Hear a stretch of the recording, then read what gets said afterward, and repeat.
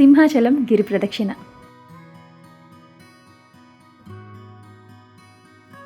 Welcome back to సిరుల ప్రపంచం. Hello అందరికీ.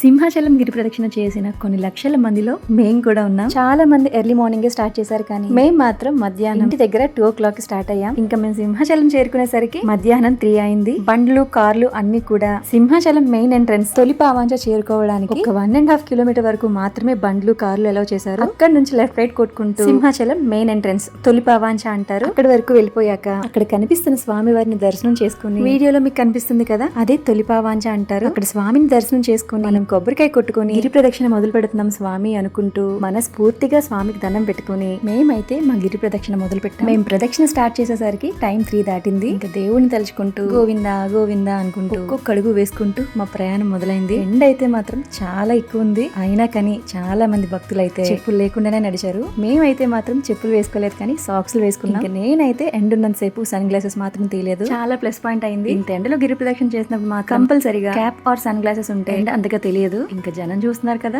5 to 6 lakh పీపుల్ ఉంటారు అన్నారు, కానీ అంతకన్నా ఎక్కువే ఉంటారు. మేము స్టార్ట్ చేసింది మొదలు చివరి వరకు కూడా ఇంతే జనం ఉన్నారు. రోడ్ ఎక్కడా ఖాళీ లేదు. ఇంకా నేనైతే 7 years బ్యాక్ ఒకసారి చేశాను, కానీ అప్పుడు మాత్రం ఇంత జనం లేరు. ఆయన అయితే మాత్రం ఇదే ఫస్ట్ టైం. సింహాచలంలో స్టార్ట్ చేసిన గిరి ప్రదక్షిణ హనుమంత వాక్ వచ్చేంత వరకు పెద్దగా అయితే ఏం తెలియదు, కానీ ఆ తర్వాత నుంచి మాత్రం మామూలుగా ఉండదు. అయినా కానీ గోవింద నామస్మరణ చేసుకుంటూ వెళ్ళిపోతే అంతా ఆ దేవుడే చూసుకుంటాడు. ఇంకా ఫుడ్ విషయం చెప్పాలి అంటే దారంతా మనం తినాలే, కానీ చాలా మంది ఫుడ్ పంచుతూనే ఉంటారు. కానీ వీలైనంత వరకు మాత్రం ఫుడ్ ఎంత తక్కువ తింటే అంత బాగా నడవగలం. ఇంకా దారిలో ఈ పున్నమ చంద్రుని చూసుకుంటూ గోవింద నామస్మరణ చేసుకుంటూ మా ప్రదక్షిణ కొనసాగింది. మేమైతే సీతం దారి వచ్చేంత వరకు ఫుడ్ ఏం తీసుకోలేదు. అప్పటి వరకు ఒక 2 ఐస్లు తిన్నాం. ఇంకా వాటర్ కూడా జస్ట్ మనం గొంతు తడుపుకున్నా ఉన్న పేరుకే తాగాము. ఇంకా మనం క్యారీ చేయవలసినవి అయితే ఎక్కువ లగేజ్ అస్సలు పెట్టుకోకండి. ఏదైనా ఒక లైట్ వెయిట్ ఉన్న బ్యాగ్ లో మన సెల్ ఫోన్స్, క్యాప్స్, ఇంకా స్పెట్స్, వీలైతే జెండు బాంబ్ కూడా పెట్టుకోండి. దారంతా పంచుతూనే ఉంటారు, కానీ క్యూ లైన్స్ మాత్రం చాలా ఎక్కువ ఉంటాయి. హనుమంత బాగ్ జంక్షన్ వచ్చేంత వరకు మాత్రం వాటర్ చాలా తక్కువ చోట్ల ఉంటాయి. సో అక్కడ వరకు మాత్రం ఒక చిన్న వాటర్ బాటిల్ మనతో ఉండాలి. దారిలో అయితే చాలా చోట్ల ఫుడ్ మసాజ్ చేస్తూ ఉంటారు. ఇంకా మనకు కావాల్సిన మెడిసిన్స్ కూడా ఇస్తుంటారు. సో దారిలో మాత్రం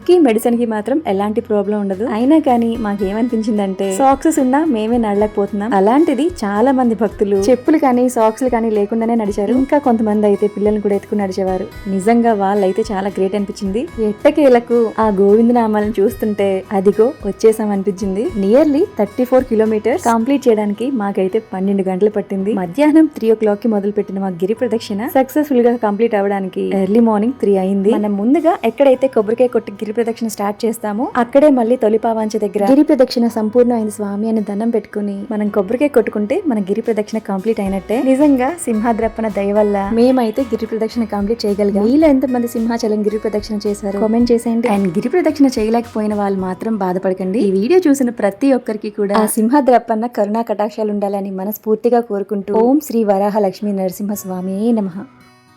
thank you so much for watching.